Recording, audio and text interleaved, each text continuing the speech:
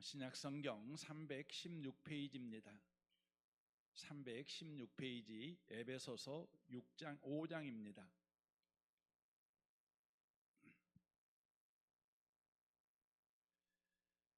5장 22절에서 33절까지 기록된 말씀을 보겠습니다. 같은 목소리로 함께 읽겠습니다. 읽으실 때 하나님의 음성을 듣는 복 있는 시간 되시기를 바랍니다. 읽겠습니다. 아내들이여 자기 남편에게 복종하기를 주께 하듯 하라. 이는 남편이 아내의 머리됨이 그리스도께서 교회의 머리됨과 같음이니 그가 바로 몸의 구주시니라. 그러므로 교회가 그리스도에게 하듯 아내들도 범사에 자기 남편에게 복종할지니라. 남편들아 아내 사랑하기를 그리스도께서 교회를 사랑하시고 그 교회를 위하여 자신을 주심같이 하라. 이는 곧 물로 씻어 말씀으로 깨끗하게 하사 거룩하게 하시고 자기 앞에 영광스러운 교회로 세우사 티나 주름 잡힌 것이나 이런 것들이 없이 거룩하고 흠이 없게 하려 하심이라. 이와 같이 남편들도 자기 아내 사랑하기를 자기 자신과 같이 할지니 자기 아내를 사랑하는 자는 자기를 사랑하는 것이라. 누구든지 언제나 자기 육체를 미워하지 않고 오직 양육하여 보호하기를 그리스도께서 교회에게 함과 같이 하나니 우리는 그 몸의 지체임이라. 그러므로 사람이 부모를 떠나 그의 아내와 합하여 그 둘이 한 육체가 될지니 이 비밀이 크도다. 나는 그리스도와 교회에 대하여 말하노라. 그러나 너희도 각각 자기의 아내 사랑하기를 자신같이 하고 아내도 자기 남편을 존경하라. 아멘. 함께 예배하는 모든 분들 가운데 이 말씀의 축복이 함께 하시기를 주님의 이름으로 축원합니다. 읽은 말씀에 의지해서 부부 하나님의 집요한 열심이라는 제목으로 부부주일 하나님의 말씀을 전하겠습니다. 인간은 성공을 목표로 살아갑니다. 더 좋은 학교, 더 좋은 직장, 더 좋은 집, 더 좋은 결혼, 더 안정된 노후를 꿈꿉니다.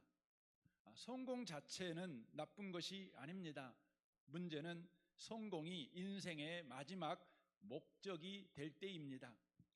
사람은 성공하면 구원받은 것처럼 생각할 때가 많습니다. 성공하면 불안과 두려움이 사라질 거라고 생각합니다. 성공하면 행복이 충만해질 거라고도 생각합니다. 또 성공하면 사람이 근사해지고 사람이 품위가 있어질 거라고 생각합니다. 그러나 성경은 그렇게 말하지 않습니다. 성공은 우리를 구원하지 못한다 이렇게 말씀하십니다. 에스더 1장을 보면 성공의 끝판왕 같은 사람이 등장합니다. 바로 아수에르입니다.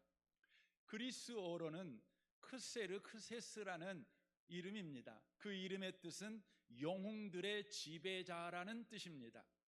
영하 300에 등장하는 나는 관대하다 이렇게 외쳤던 바로 페르시아 왕입니다. 그는 인도에서 아프리카 에티오피아까지 자그만치 127도나 되는 광대한 땅을 다스렸던 제국의 왕이었습니다.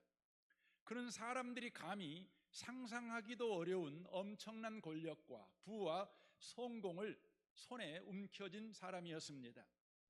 그런데 성경은 그가 그런 성공한 사람인데 그 성공을 어떻게 썼는지 이렇게 성경이 증언합니다.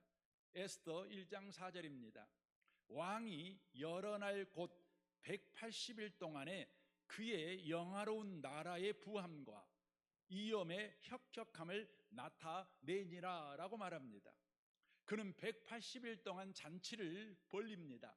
그 잔치를 통해서 자신이 얼마나 대단한 사람이고 큰 성공을 한 사람인지를 자랑합니다.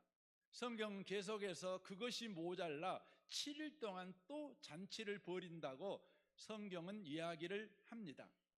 아수에르는 누구도 넘보지 못할 만큼의 엄청난 성공을 했지만 그 성공을 그는 자기의 자랑하는 일에밖에 쓰고 있지 않다는 것입니다.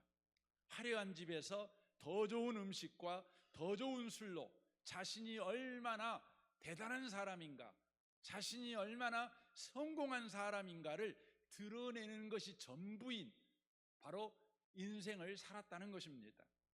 누가복음 12장에도 성공한 부자가 등장합니다. 가을날의 예상을 뛰어넘는 엄청난 수확을 그가 거두게 됩니다.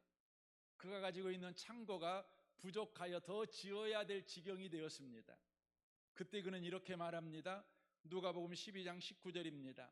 영혼아, 여러 해 쓸 물건을 많이 쌓아두었으니 평안히 쉬고 먹고 마시고 즐거워하자.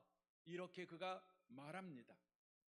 성경은 성공을 죄라고 말하지 않습니다. 하나님은 저와 여러분이 성공하기를 원하십니다. 그러나 성공이 인생의 전부가 되지 않기를 원하십니다. 왜냐하면 성공이 인생의 전부가 되면 그 인생은 허무해져 버리기 때문에 그렇습니다. 어느 개그맨의 개그가 생각이 납니다.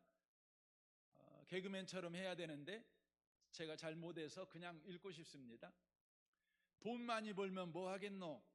기분 좋다고 쇠고기 사 먹지. 쇠고기 사 먹으면 뭐 하겠노? 힘나서 일 열심히 하겠지. 일 열심히 하면 뭐 하겠노? 돈 많이 벌겠지. 돈 많이 벌면 뭐 하겠노? 기분 좋다고 쇠고기 사 먹지. 웃기지만 이것이 현실입니다. 성공해서 소고기 사 먹고 또 힘내서 또 성공하고 또 쇠고기 사 먹고, 이것이 성공의 전부라면 인간은 무엇입니까? 인간은 쇠고기를 잡는 질그릇에 불과하단 말입니까? 그럴 수는 없지요. 솔로몬은 인간이 할 수 있는 대부분의 성공을 해본 사람입니다. 그는 성공을 위해서 누구보다 성실했고 누구보다 지혜로웠으며 누구보다 최선을 다했습니다. 우리가 솔로몬을 향한 오해가 하나 있는데, 솔로몬은 예배 한번 잘 드려가지고 성공한 사람이다 이렇게 생각을 합니다. 그렇지 않습니다. 솔로몬은 누구보다도 잠을 적게 잔 사람입니다. 누구보다도 열심히 책을 읽은 사람이고 최선을 다하여 동분서주하며 성공을 움켜쥐기 위해서 노력했던 사람입니다. 그리고 마침내 솔로몬은 성공을 움켜쥐습니다. 그리고 그는 그 성공을 마음껏 누립니다. 그는 성공했고 성공을 누려봤습니다. 그리고 그는 이렇게 고백합니다. 전도서 2장 9절입니다. 오, 얼마나 번창했는가. 나는 예루살렘에서 통치했던 그 어떤 선왕보다도 압도적으로 우위에 있었다. 더욱이 나는 명석한 두뇌를 갖고 있었다. 내가 원하는 것은 다 가졌고 나 자신에게 어떤 것도 금하지 않았다. 모든 충동에 굴복했고 다 받아들였다. 내가 벌인 모든 일에서 그지없이 즐거움을 맛보았다. 그 다음 나는 내가 이룬 모든 일을 찬찬히 들여다보았다. 그러나 연기밖에 보이지 않았다. 연기요, 허공의 침뱉기였다. 그 모든 일에는 아무 의미도 없었다. 아무 의미도. 솔로몬은 성공했습니다. 성공이 다라고 생각했습니다. 그런데 허무했습니다. 다 가졌는데 텅텅 비어버렸습니다. 다 누려봤는데 만족이 없었습니다. 우리는 여기서 질문해 봐야 합니다. 왜 우리는 성공했는데 만족이 없을까요? 왜 우리는 성공했는데 허무할까요? 성경은 대답합니다. 하나님이 인간을 그렇게 만들었답니다. 하나님은 인간을 사람이 떡으로만 사는 것이 아니고 하나님의 입에서 나오는 모든 말씀으로 사는 자로 하나님이 인간을 만들었답니다. 인간은 성공만으로 살 수 없는 존재로 인간을 만들었다는 것입니다. 더 잘 먹고 더 잘 살면 끝나는 존재로, 완성되는 존재로, 괜찮은 존재로 창조한 것이 아니라 인간은 성공에 만족하지 못하는 존재로 하나님이 창조하셨답니다. 그럼 하나님의 계획은 무엇입니까? 베드로후서 1장 3절은 이렇게 말합니다. 하나님은 우리를 부르셔서 그의 영광과 덕을 누리게 해 주신 분이십니다.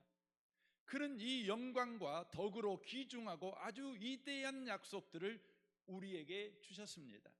그것은 이 약속들로 말미암아 여러분이 세상에서 정욕 때문에 부패하는 사람이 되는 것이 아니라 하나님의 성품에 참여하는 사람이 되게 하려는 것입니다 라고 말합니다.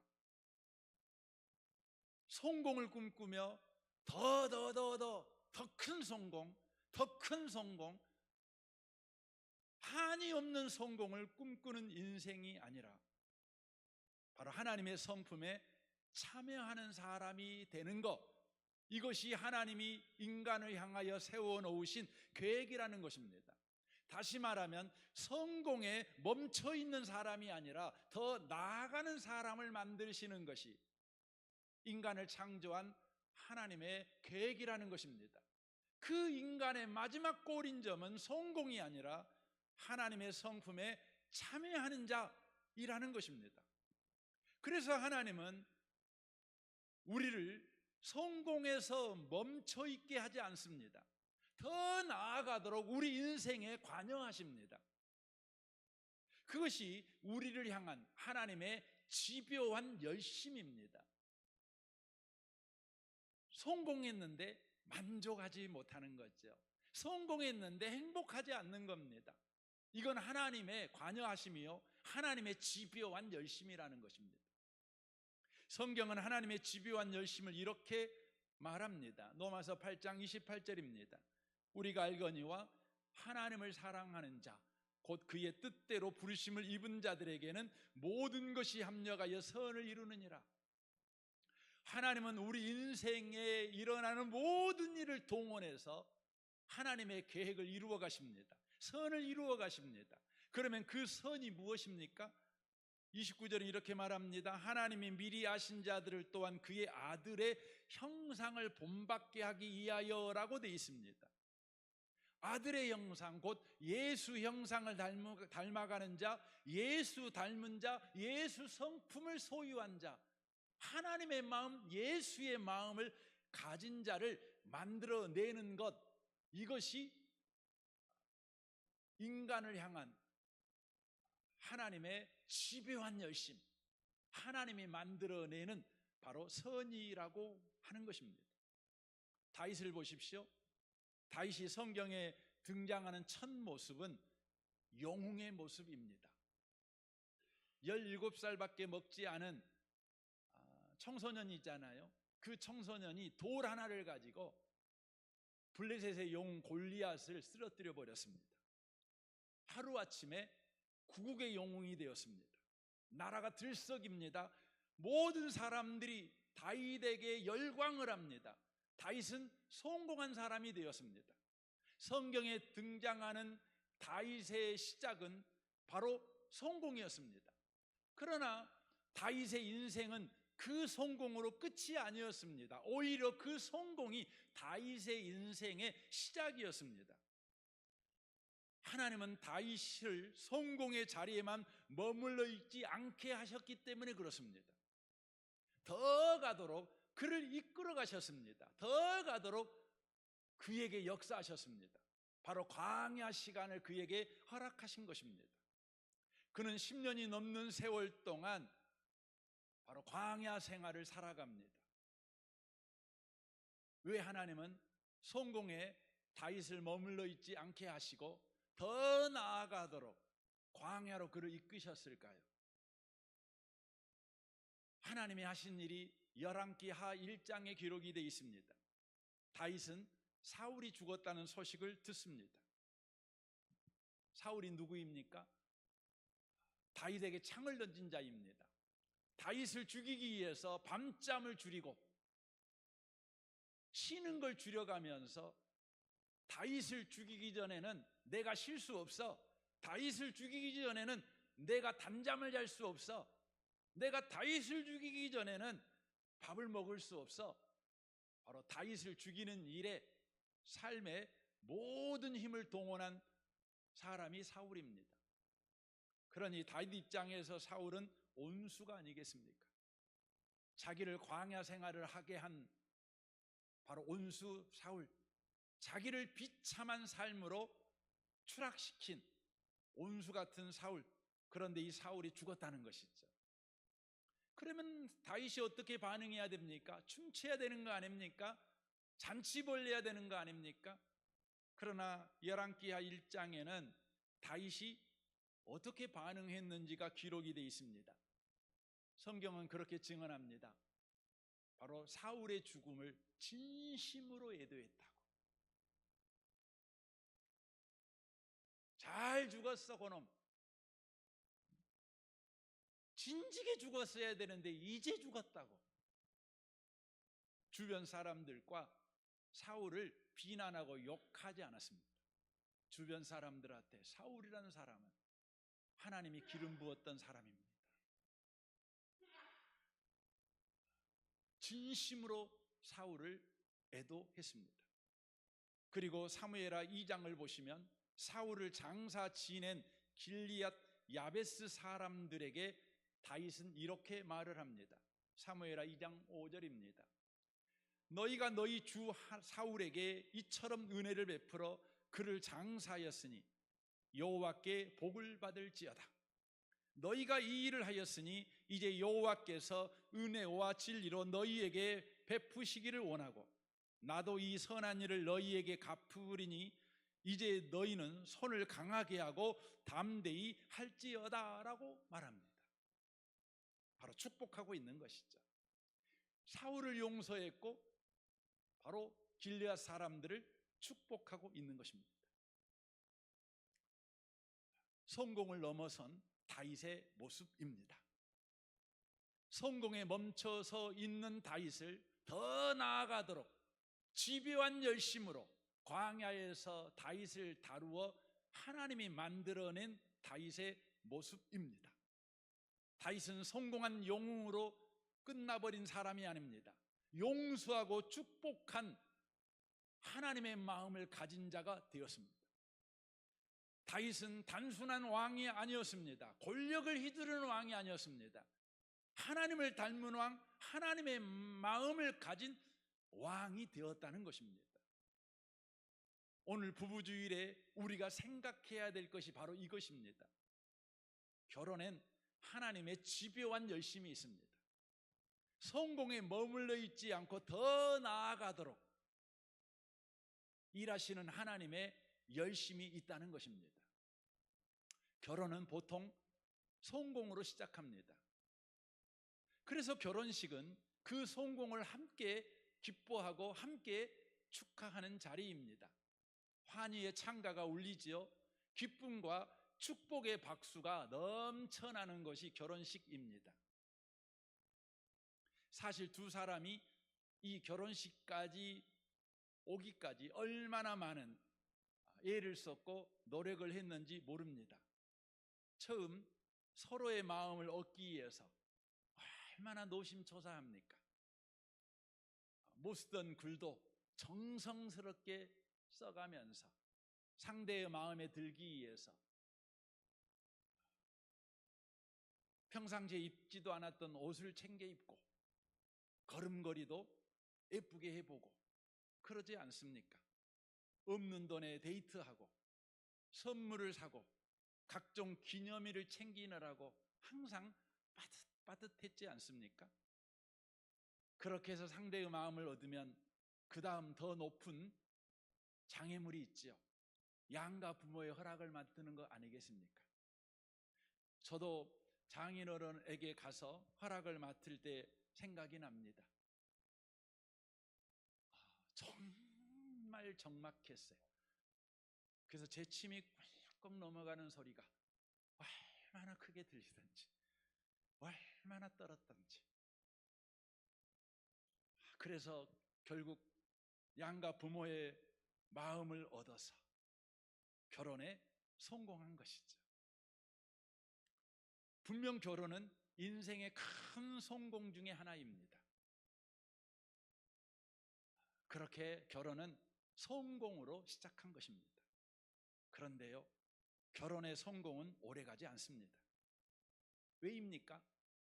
성공에 머물러 있지 않고 더 나아가게 하시는 하나님의 집요한 열심이 있기 때문에 그렇습니다. 결혼식 다음 날부터 결혼 생활이 시작됩니다. 어렵게 성공한 결혼이 행복한 결혼 생활을 만들어줄 줄 알았는데 행복은 잠시뿐입니다. 얼마 가지 않아 갈등이 시작됩니다. 전쟁이 시작됩니다. 마치 미중 패권 전쟁과 같은 전쟁이 시작됩니다. 전쟁엔 이등이 없지요. 너 죽고 나 살자 전쟁합니다. 급기야는 같이 죽자 이렇게 가는 거죠. 연애 때는 그렇게 져주던 사람이 결혼하니 이기려고만 듭니다. 연애 때는 나에게 모든 것을 맞추어 주던 사람이 결혼하더니 자기에게 모든 것을 맞추라고 요구합니다. 연애 때는 그렇게 모든 것이 잘 맞던 사람이 결혼하니 맞는 것이 하나도 없습니다. 자는 시간도 안 맞고 깨는 시간도 안 맞고 좋아하는 음식도 안 맞고 좋아하는 옷 스타일도 안 맞고 돈 쓰는 방법도 안 맞고 감정 표현하는 방법도 안 맞고 문제를 대하는 태도도 해결하는 방식도 다릅니다. 어떤 분 표현으로 말하면 결혼 생활이 꼭 로또 복권 당첨되는 것과 같대요. 어쩌면 그렇게 안 맞는지 모르겠대요. 그러다 보니 마음속에서 이런 마음이 올라옵니다. 왜 저 사람은 저럴까? 왜 또 말은 저렇게밖에 못할까? 내가 몇 번이나 말했는데 왜 아직도 안 고칠까? 나를 사랑하기는 한 것이 맞을까? 아니야, 틀림없어. 나를 지금 무시하고 있는 거야. 어느 순간부턴가 기대는 사라지고 배우자를 죄인 대하듯 대하게 됩니다. 우리가 판사 자리에 앉아 있게 되는 것이죠. 배우자를 죄인으로 판결하기 위해서 배우자의 말 한마디, 행동 한마디 하나를 기억이라는 창고에 증거로 차곡차곡 모아놓습니다. 그리고 끊임없이 마음속 법정에서 계속 판결합니다. 당신은 틀렸어. 당신은 늘 그렇지 뭐. 당신 때문에 내 인생이 이 모양 이 꼴이 되었지. 그렇게 배우자를 판사 앞에 서 있는 죄인으로 만들어버립니다. 표정으로 그렇지요. 말로 그렇지요. 태도로 그렇지요. 그렇다면 왜 그러는 것일까요? 간단합니다. 내가 배우자의 구원자가 되려고 하기 때문에 그렇습니다. 우리는 결혼할 때 선한 책임감을 누구나 다 갖습니다. 그리고 그 선한 책임감을 따라 열심을 냅니다. 저 사람을 성공시켜야지. 저 사람을 행복하게 해줘야지. 그것이 처음에는 선한 책임감이었고 사랑이었습니다. 그러나 시간이 지나면 그것이 책임 전가가 되고 정죄로 둔갑합니다. 배우자를 행복하게 하려다가 배우자를 비난합니다. 배우자를 성공시키려고 하다가 배우자를 정죄합니다. 배우자의 구원자가 되려다가 배우자의 심판자가 되어버린 것입니다. 하나님은 저와 여러분의 삶 속에 집요한 열심으로 이 부분을 건드십니다. 어느 순간 자기 자신을 보게 됩니다. 아무리 악을 써도 인상을 써도 화를 내도 애를 써도 또 잘해줘도 바뀌지 않는 배우자. 그래도 그 배우자를 바꾸려고 애쓰는 나. 그러다가 더 악질이 되어가는 자기 자신을 보게 됩니다. 아직도 여러분이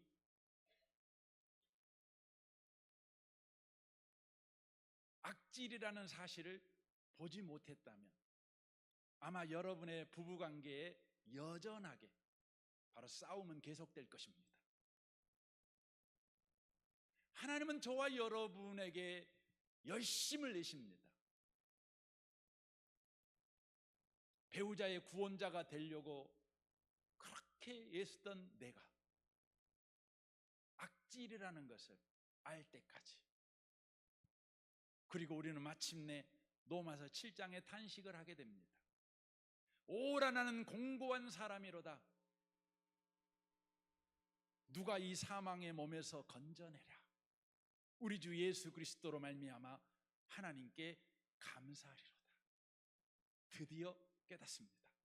아, 내가 구원자가 되려고 했구나. 아, 내가 예수님의 자리에 앉아 있었구나. 그리고 이렇게 고백합니다. 주님, 저는 구원자가 아닙니다. 저에게는 구원이 필요한 구원자가 필요한 자입니다.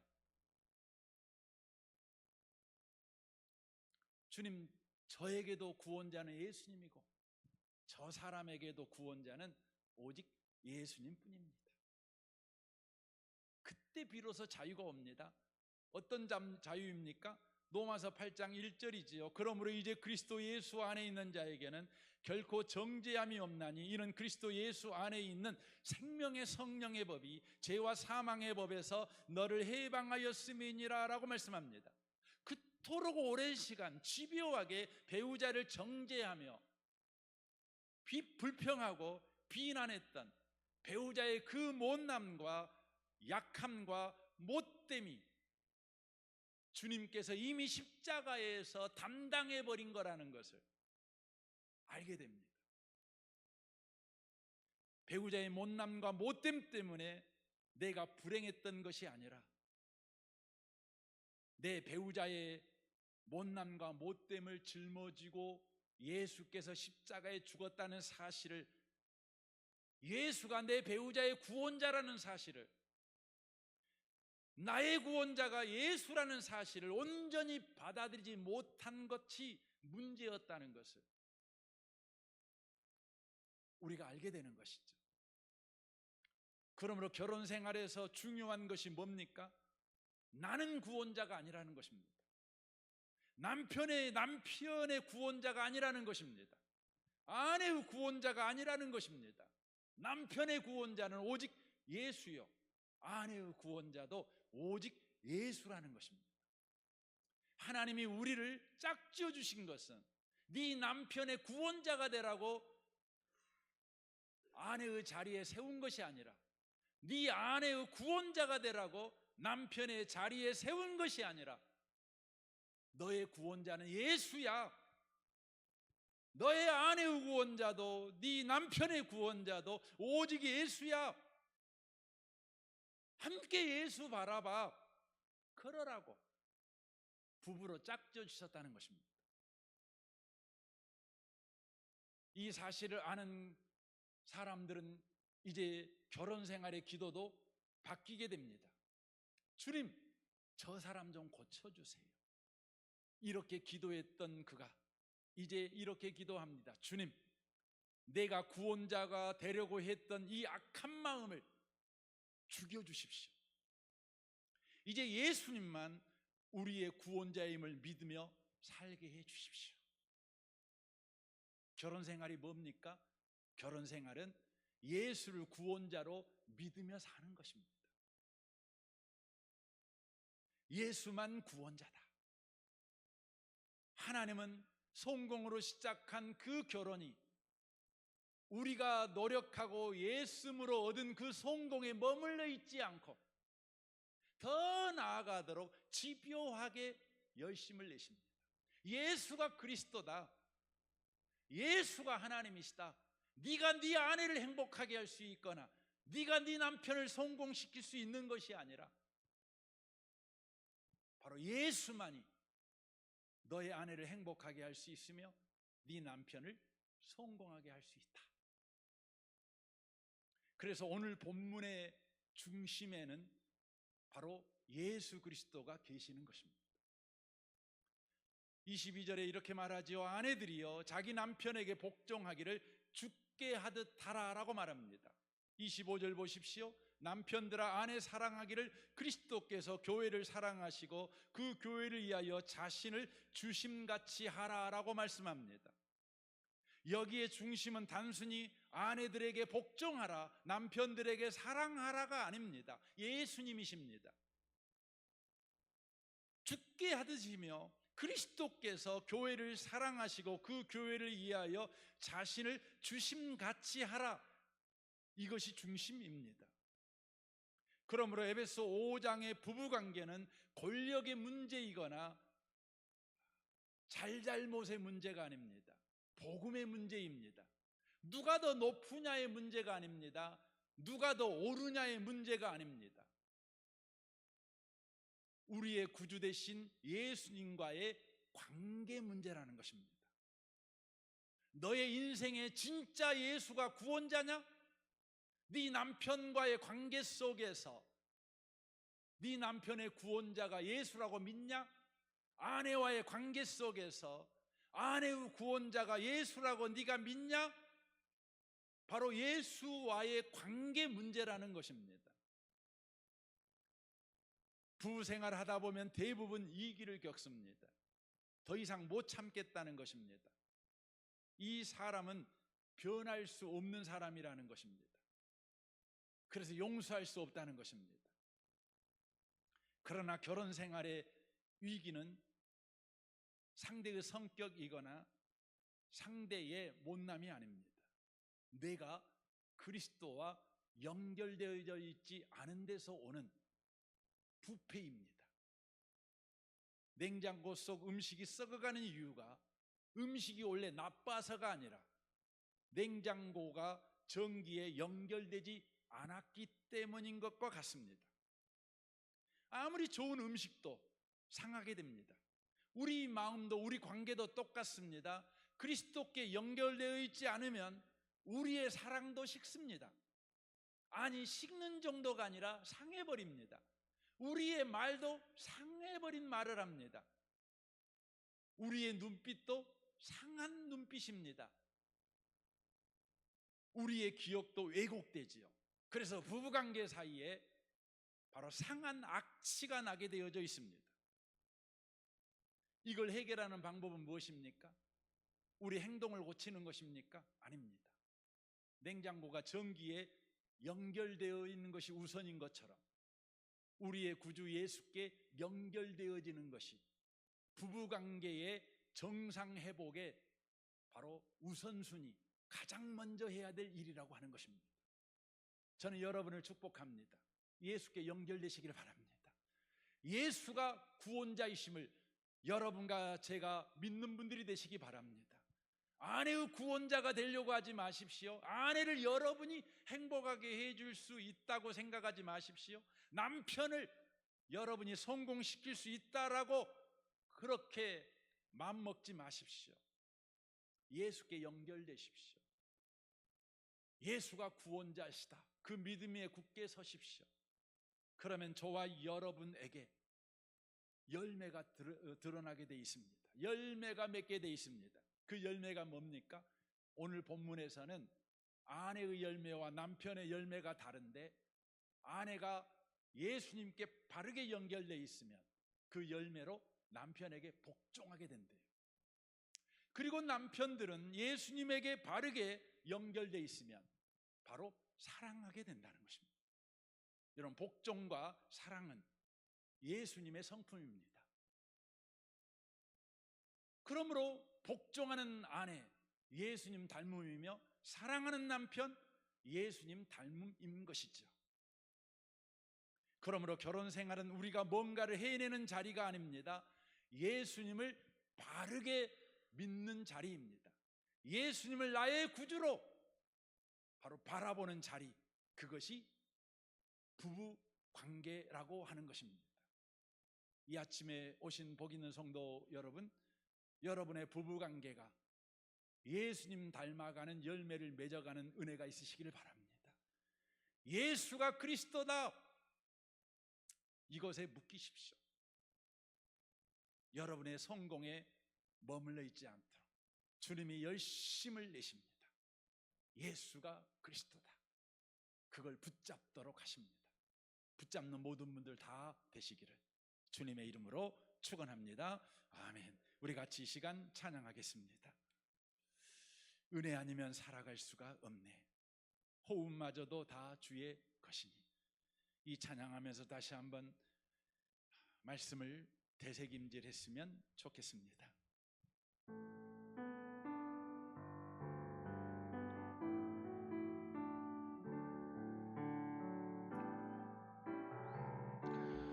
은혜 아니면 살아갈 수가 없네. 호흡마저도 다 주의 것이니 세상 평안과 위로 내게 없어도 예수, 오직 예수뿐이네.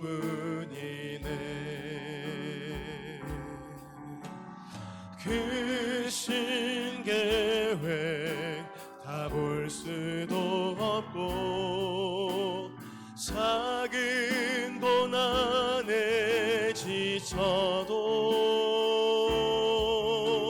주께 묶인 나의 모든 삶 버티고 견디게 하시네. 은혜 아니면 살아갈 수가 없네. 나의 모든 것 다 주께 맡기니 참된 평안과 위로 내게 주신 주 예수, 오직 예수뿐이네. 그렇습니다. 주님, 오직 예수님만 구원자십니다. 그러나 우리는 아내의 구원자가 되려고, 남편의 구원자가 되려고 얼마나 애쓰는지 모르겠습니다. 선한 책임감으로 시작했지만 우리가 구원자가 아니니 우리는 구원의 일을 하지 못합니다. 그래서 결국 우리는 배우자에게 책임을 전가합니다. 정죄합니다. 네가 똑바로 못 사니까, 네가 그렇게 못났으니까, 내가 너를 행복하게 만들어 주려고 했지만 불행하게 된 거야. 내가 당신을 성공시키려고 그렇게 애를 썼지만 당신이 못나서 결국 성공할 수가 없었어. 정죄하고 불평하고 비난하는 우리를 보게 되어집니다.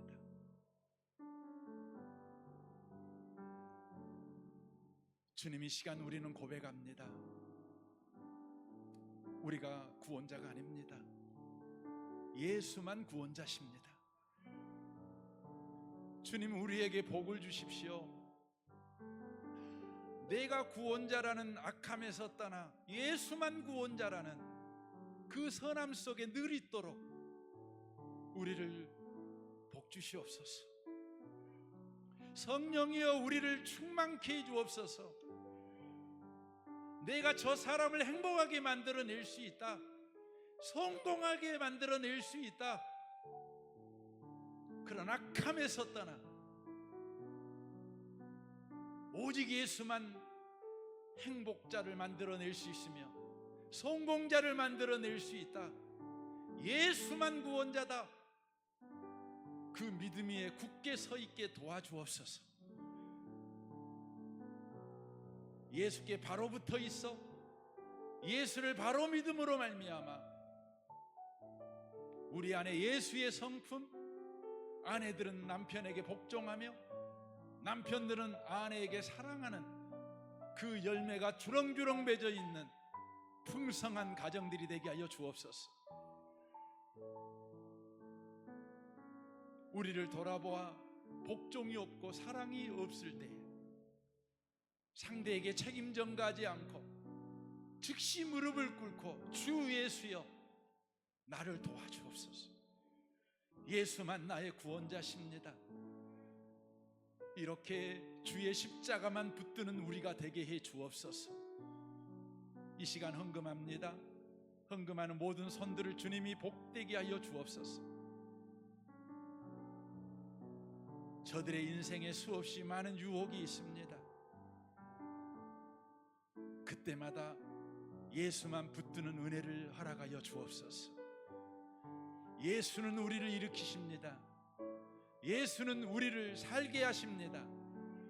그 은혜를 누려가는 모든 성도 되게 하옵소서. 예수님의 이름으로 기도합니다. 아멘.